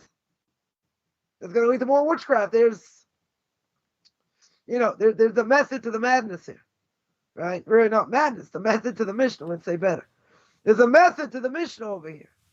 Yeah, better right? crust of Things bread, go right? things go hand in hand. Mm-hmm. It's not just these things are thrown at us in a haphazard way. No, of course not. The rabbis understood there's a connection, right? And there's a direct connection, right? Which gets to the next part of the Mishnah, right? And that is the more maidservants, the more lewdness, right? Again, which is a continuation, right? We're not going to get to it now, but it's a continuation, right? It goes in order over here. A person's going to indulge, going to eat, drink, going to be overweight, property, enough to support a woman. Then, you have all these women you need to support. Well, you can't do all the work, and they're not going to work, so you have to have maidservants. You have to have maidservants to serve them. Right? So now you got a whole number of people, other people you have to support. And that's going to increase in what? It's going to increase the number a whole lot. You're going to need a lot of fields, a lot of vineyards, enough wine. All these things going on. Right? So when it says over here, the more maidservants, the more lewdness, yeah, you're going to have to work hard to try and support it. But what's it going to lead to? It's going to lead to more immorality. You say, well, what about the part after that? Right? That says the more manservants, the more thievery. Why don't we say the more manservants, the more lewdness? Right? Because it doesn't work that way. Normally it works the other way. Normally a person enticed by women. I'm not saying men can't entice. Right? We see the story, this week's parsha we just read today by Yosef and Potiphar's wife. Potiphar's wife sees through the stars. Someone from her is supposed to have children with Yosef. She made a mistake. It was her daughter. It wasn't her. Right? But she thought it was herself. So she forced the issue. Right. So I made a video on this also on Parts of Aviation. Anyone who wants to watch it, right, on my YouTube channel, Rabbi Chaim Coffman, I mentioned, right, that's not the way to go about it. Even if she saw it was her, she made a mistake. It was clear Rashi said she made a mistake. But even if she would have saw it went through her, that's the way you do it. But having a modesty over here. But not only that, she was a type of woman, so to speak. Her husband was a eunuch, so I guess he couldn't be with her so much. But once he heard what happened, he wasn't shocked. Nonetheless, because of the embarrassment, he had to put him in prison. And Joseph didn't really deserve to be put in prison. Right, as we understand. I don't get it. A lot of things had to happen over here. Right, with divine providence, and then one of the people in prison gets killed. The other one gets put in his position, goes there 2.5 years, and then he remembers. He finally remembers, and then he comes out, he interprets the dreams, and that's the whole story. And then Yaakov has to come down to Egypt, and the whole story with the Jews getting into Egypt. Okay. Right, but what do we see over here? Even if we see person had nevuah, they had prophecy. They had prophecy, and they see that through prophecy they're supposed to be. Even if they didn't make a mistake. The Torah's very graphic over here. She keeps dressing up every day, putting on fancy perfume, fancy clothes, this, that. She's doing all these things. She's very beautiful to look at. She's doing all these things in order to get him to be with her. Yeah, it does. And the only thing that saved him was seeing his father's face in front of him. The only thing that saved him. He was about to give in. But at the same time, she enticed him. She was trying to entice him left and right. Now, even if she saw through prophecy, she was supposed to children through him. Is that the way to go about it? Not only that, right? We'll give you food for thought because we're going to end here. Food for thought is, who does he end up marrying? Who does he get as a wife? Who does Pharaoh give her? Give him her. Sorry, Rabbi, you froze. Your signal's been weak these last 15 minutes. So Yeah. nope. So imagine Who did he get? You were saying? Potiphar gave his daughter to be Joseph's wife. Now imagine he's married to the mother who tried to entice him. And the one who that imprisoned doesn't bode him. very well. Yeah, the one who imprisoned him. Yeah, exactly. That doesn't really bode very well, but that's food for thought. But he ends up marrying her daughter and has children through him, Ephraim and Manasseh. Right? Through the daughter, not through the mother. Can't imagine what the Shabbos table looked like. But, so there are ways to do things. Even if you got prophecy, and that's what we mentioned. Even if someone got prophecy, and this is what we're supposed to be, that's not the way to go about it. There are also modesty laws. Obviously, she didn't think so over here. But, again, her husband wasn't so shocked because that was the type of woman she was. So anyway, I'm gonna stop there. We're gonna continue, I guess, next week. More maidservants, more lewdness, and more manservants, more thievery. We'll probably get to that tomorrow. I just want to remind everybody, as we mentioned, 2:30 Eastern time tomorrow, 9:30 Israel time. Going to go through the Noahide laws. Going to go to part 2 of deriving Noahide laws from the Torah. So you definitely don't want to miss that. And if you do miss it, it'll be on Noahide Nation's website. So you just have to sign up and be able to watch it over there. Excellent. Well, thank you so much, Rabbi. But Hashem willing, so Hanukkah starts tomorrow. Are we still on for next week? Hashem willing? Yeah, that's not going to be a problem. Next Saturday night certainly won't. Certainly not going to be. No prohibition. No, it's not going to be a problem. My other classes during the week, except for my class in the book of Leviticus, that'll be an issue tomorrow because I already put it on my Facebook page, but that's going to be an issue because of I'll be lighting candles, so I won't have time. I'm not gonna have time. I have 2 Q&As, and it's gonna be exact same time for we are candlelight. thankful to Hashem for you sharing Torah with us, and we wish you and your family a happy Hanukkah, and Todah. We hope you are blessed going forward, Rabbi, and thank you for today's lesson. So we're going to sign out for now, but we will be back next week, folks, continuing with chapter 2, Mishnah 8, part 8 next week. And thank you so much, part Rabbi. 8. We're going to have part 8, part 9, part 10. Hopefully we're not going to have 17 like we did the one. I don't know. We'll see. We'll see. We'll see. See where it goes. All right. So have a wonderful week, folks. Bye for now.